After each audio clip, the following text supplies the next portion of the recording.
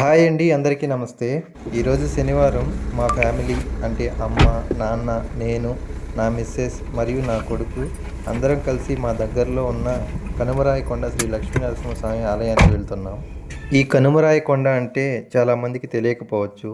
మీకు బాగా అర్థమయ్యేలా చెప్పాలంటే మన సోషల్ మీడియా సంచలనం కామెడీ కింగ్ సురేష్ గురు అన్న వాళ్ళ విలేజ్ దగ్గరలో ఉన్న టెంపుల్.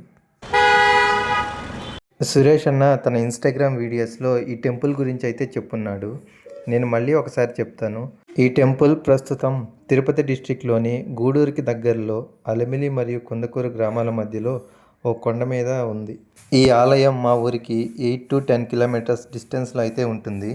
ఓ 5 years బ్యాక్ ఈ కొండ మీద ఒక చిన్న గుడి మాత్రమే ఉండేది. కోవిడ్ తగ్గాక కొత్త ఆలయం నిర్మాణం పనులు అయితే మొదలుపెట్టారు. ఈ ఆలయం పూర్తయ్యాక ఇనాగరేషన్కి అప్పటి వైఎస్ఆర్సీపీ వెంకటగిరి ఎమ్మెల్యే అయిన ఆనం రామనారాయణ రెడ్డి గారు వచ్చారు. ఈ టెంపుల్ అలిమిలి గ్రామ పంచాయతీ పరిధిలోకి వస్తుంది. అలిమిలి గ్రామ పంచాయతీ వెంకటగిరి నియోజకవర్గంలో భాగం. చూస్తున్నారు కదా, ఇదంతా ఫారెస్ట్ ఏరియా. నేను ఆల్మోస్ట్ టెంపుల్ దగ్గరికి అయితే వచ్చేసాము. చూస్తున్నాం కదా, చాలా అంటే చాలా బాగా డెవలప్ చేశారు. నేను ఒక 6 months బ్యాక్ అయితే వచ్చాను.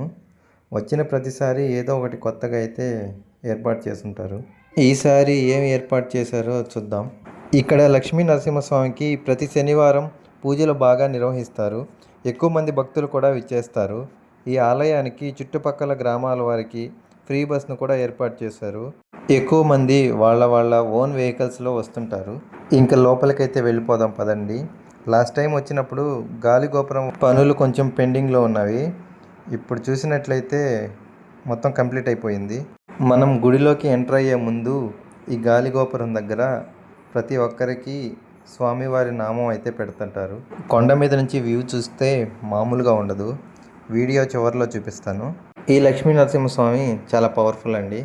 మనం ఏదైనా మొక్కుకున్నా మ్యాక్సిమం అవి నెరవేరుతాయి.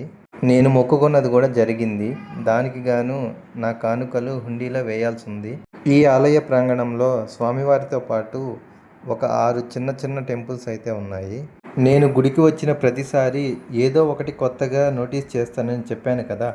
ఈసారి 3 things అయితే నోటీస్ చేశాను. 1, భక్తులు తలనీలాలు సమర్పించడానికి కళ్యాణ కట్టను ఏర్పాటు చేశారు.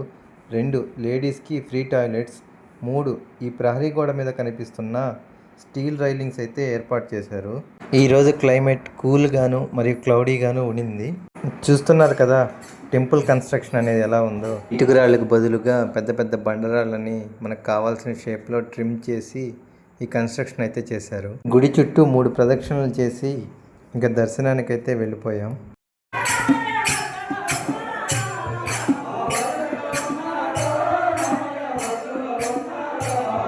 నేను అనుకున్నది జరిగింది.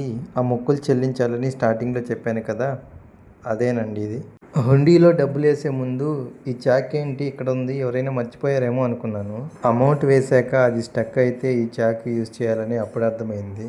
మీరు ఇప్పటి వరకు ఈ కనుమరాయకొండ లక్ష్మీనరసింహస్వామి టెంపుల్ని విజిట్ చేయనట్లయితే ఖచ్చితంగా విజిట్ చేయండి. ఇంకా కొండ మీద నుంచి కిందకి వ్యూ అయితే చూడడానికి చాలా అంటే చాలా బాగుంటుంది. మాన్సూన్ సీజన్ కాబట్టి గ్రీనరీతో వ్యూ అయితే అదిరిపోతుంది. ప్రతి శనివారం మధ్యాహ్నం టెంపుల్ దగ్గర ఉచిత అన్నదాన కార్యక్రమం అయితే చేస్తారు. అన్నదానం చేయించాలనుకున్న వాళ్ళు ముందుగా ఆలయ కమిటీ వాళ్ళని అప్రోచ్ అయ్యి వాళ్ళు చెప్పిన అమౌంట్ని పే చేయాల్సి ఉంటుంది. ఎంత అమౌంట్ పే చేయాలనేది నాకు ఎగ్జాక్ట్గా తెలీదు. మీలో ఎవరికైనా తెలుసుంటే ఖచ్చితంగా కామెంట్ చేయండి. చూస్తున్నారు కదా, వెహికల్స్ పార్క్ చేసుకోవడానికి విశాలమైన పార్కింగ్ ఏరియా కూడా ఉంది. టైం 1 o'clock అవుతుంది. ఇక అన్నదాన కార్యక్రమం దగ్గరికి అయితే వెళ్ళిపోదాం.